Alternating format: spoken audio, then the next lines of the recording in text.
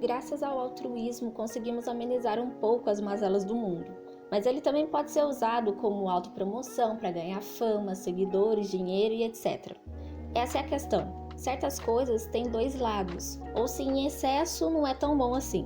Então o ponto é, o sentimento de querer ajudar o próximo pode ser nocivo, gente? Esse sentimento de solidariedade, de modo exacerbado, pode causar a autonegligência. Existem vários motivos para que esse exagero aconteça. Desde medo do futuro, não querer pensar nos problemas internos, real preocupação com o mundo, etc, etc, etc. Como tudo isso pode ser um motivo em conjunto também, o que deixa a gente ainda mais na pilha da preocupação. Querer ajudar e não dar trabalho aos outros são dois desses pensamentos desse tipo de pessoa, porém atitudes antagônicas. O excesso de ajuda a terceiros pode gerar uma defasagem de autoajuda, e dar trabalho aos outros é uma consequência inevitável nessa conjuntura. Aliás, temos que ter em mente que dar trabalho é perfeitamente natural. Conflitos também são parte do ato de viver, mas nos autonegligenciando, não conseguimos sequer perceber coisas que nos fazem mal, e geralmente só percebemos quando estamos no fundo do poço. Daí a consequência de dar trabalho pode vir em dobro.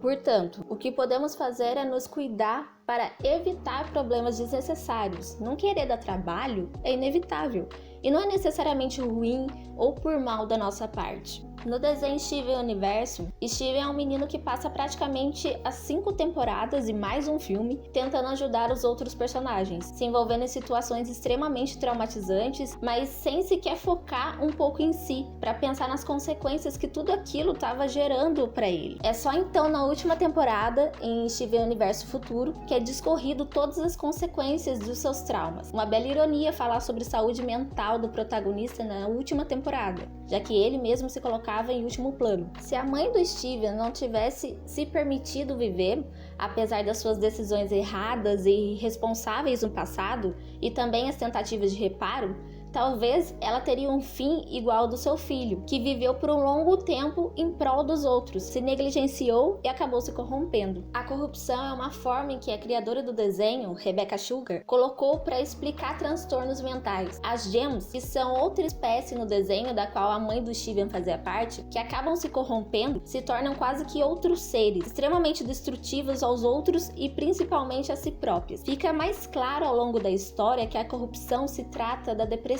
O Steven não teve culpa de tudo o que aconteceu, ele basicamente não teve opção. Herdou os problemas da mãe que foram causados por um egoísmo ruim da parte dela e das suas tias no passado. A Pink, a mãe dele, se permitiu viver, mesmo reconhecendo os seus problemas, e o Steven colocou os problemas à frente da sua própria vida. Apesar de muito amor da sua família, o ambiente do qual ele cresceu acabou fazendo com que ele não se visse como importante e, consequentemente, nem soubesse como viver para si próprio. E essa é a sua saga na última parte do desenho. Ele finalmente acaba com uma guerra, todos estão felizes e com um propósito de vida, menos ele.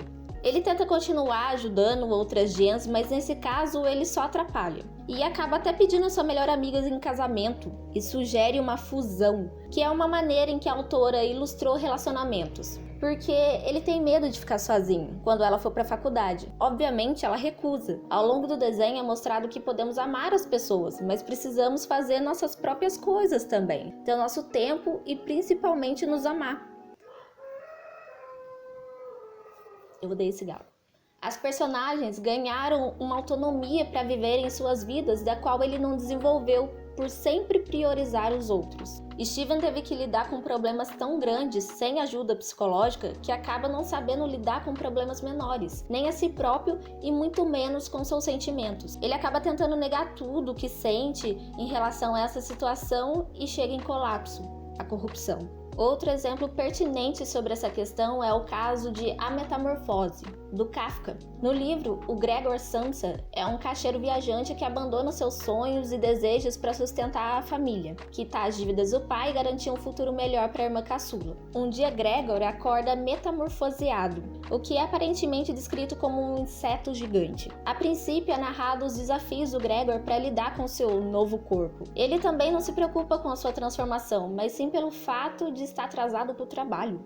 Quando a família descobre o seu atual estado, ele é isolado no seu quarto. No começo, tentam cuidar dele, mesmo com muito medo, principalmente a sua irmã, a única que ainda demonstra uma certa sensibilidade e compaixão pela situação do irmão. Nesse meio tempo, em que a família tenta se adaptar ao novo Gregor e à falta de dinheiro, já que o protagonista era a única e principal fonte de renda da casa, as angústias de Gregor por não poder fazer nada, a solidão e o sentimento de ter se tornado um estorvo para sua família e de rejeição também só aumentam. Apesar de no princípio a família ter aceitado a sua condição, o Gregor notou que eles também o escondiam de todos. Ele então tenta evitar o máximo possível aparecer para não incomodar ninguém. Além das dores sentimentais, as dores físicas também faziam ele sofrer, como a fome, porque nem ele, muito menos a família, sabia o que ele comia e nem se dedicavam a querer saber. Machucados pelo corpo, principalmente quando seu pai o atacou com maçãs e o pedaço da fruta acabou ficando cravado nas suas costas. Mas depois de a família ver que Gregor não era somente rejeitado por eles, mas também pelos seus inquilinos, e que isso poderia trazer mais problemas financeiros ainda, eles passam a conversar sobre como se livrar de Gregor.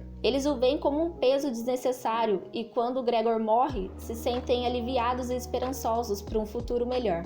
Fora a problemática de ser produtivista, desumanizar a pessoa em prol do trabalho, mais uma vez o protagonista se coloca de lado para cuidar dos outros. Porém, quando ele mais precisa, não é cuidado com a mesma dedicação e compaixão que ele tinha pela família. Ajudar os outros, se dispor a alguém é extremamente importante para o mundo e para nós mesmos. Mas isso não quer dizer que devemos nos autonegligenciar, deixar de viver as nossas vidas, negar os nossos sentimentos e negar ajuda. As consequências dessas atitudes serão nocivas a você e a quem está do seu lado. Ajudar aos outros não é viver por eles. Isso gera uma dependência emocional, ausência de autossuficiência e de autoconhecimento de ambas as partes. A mesma compreensão e cuidado que temos com os outros, temos que ter com nós mesmos também. Você não é mais e nem menos importante que os outros. Nem sempre é fácil ponderar, mas reconhecer que isso acontece já é um passo. Todo mundo precisa de ajuda, incluindo você.